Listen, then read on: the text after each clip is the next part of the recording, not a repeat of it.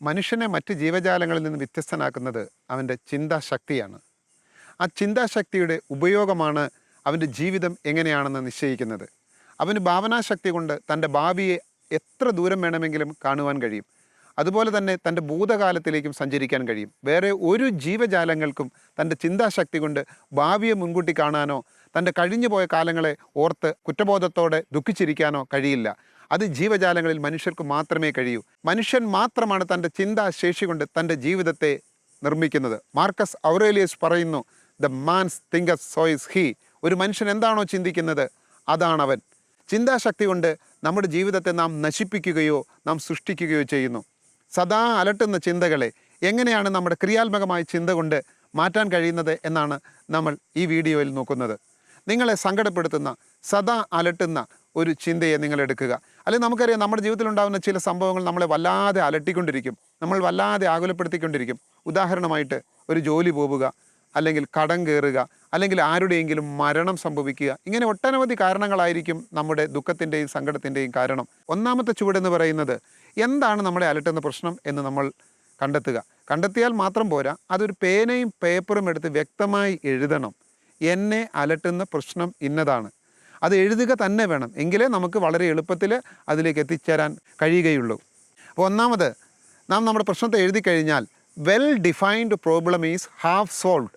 നന്നായി നിർവചിച്ച ഒരു പ്രശ്നം പകുതി പരിഹരിച്ചു കഴിഞ്ഞു എന്നാണ് മനഃശാസ്ത്രം പഠിപ്പിക്കുന്നത്. അപ്പോൾ പേന കൊണ്ട് എഴുതുന്നത് കൊണ്ടുള്ള ഏറ്റവും വലിയ ഗുണം എന്താണെന്ന് ചോദിച്ചാൽ, നമ്മുടെ പ്രശ്നം എന്താണെന്ന് നമ്മുടെ മനസ്സിന് വളരെ കൃത്യമായി മനസ്സിലാകും. രണ്ടാമത്തെ സ്റ്റെപ്പ്, ഈ പ്രശ്നത്തെക്കുറിച്ച് ഓർക്കുമ്പോൾ നമ്മൾ അനുഭവിക്കുന്ന വികാരം എന്താണെന്ന് കണ്ടെത്തുക. Identify the feelings. ഈ സംഭവത്തെക്കുറിച്ച് ഓർമ്മിക്കുമ്പോൾ, ഈ പ്രശ്നത്തെക്കുറിച്ച് ഓർമ്മിക്കുമ്പോൾ അല്ലെങ്കിൽ ആലോചിക്കുമ്പോൾ എൻ്റെ ഉള്ളിലുള്ള വികാരം എന്താണെന്ന് ഐഡൻറ്റിഫൈ ചെയ്യുക. ഉദാഹരണമായി, ജോലി നഷ്ടപ്പെട്ടു എന്ന് കരുതുക. അപ്പോൾ നമുക്കുണ്ടാകുന്ന വികാരം എന്താണ്?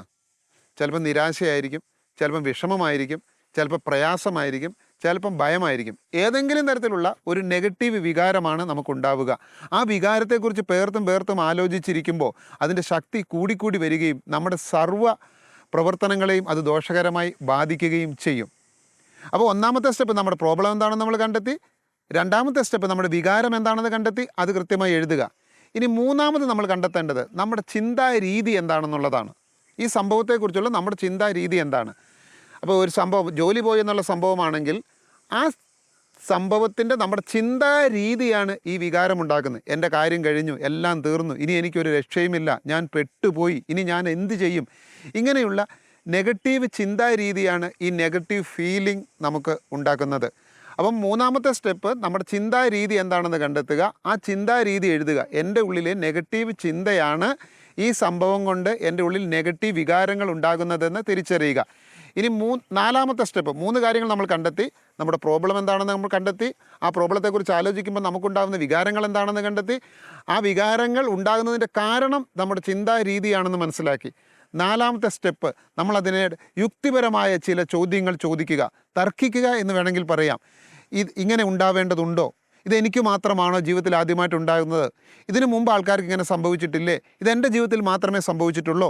ഇങ്ങനെ സംഭവിച്ചതുകൊണ്ട് എൻ്റെ ജീവിതം തീർന്നു പോകുമോ? ഇതെൻ്റെ ജീവിതത്തിൻ്റെ അവസാനമാണോ?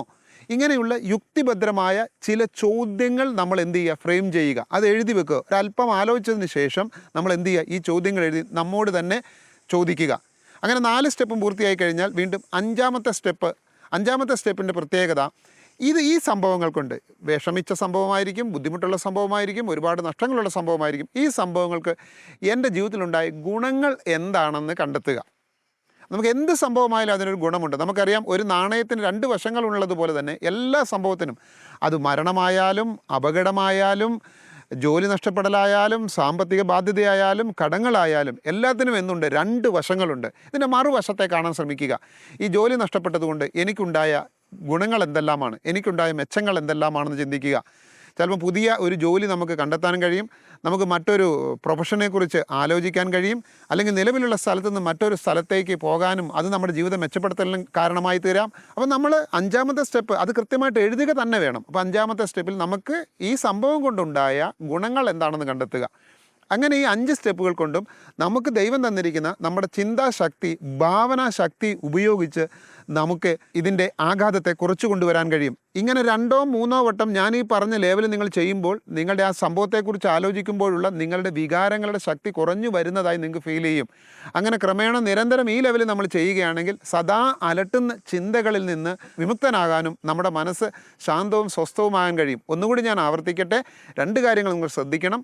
ഒന്നാമത്തെ കാര്യം, ഒരു പേനയും പേപ്പറും എടുക്കുകയും ഞാൻ ഈ പറഞ്ഞ കാര്യങ്ങൾ കൃത്യമായി നിങ്ങൾ എഴുതുക തന്നെ വേണം.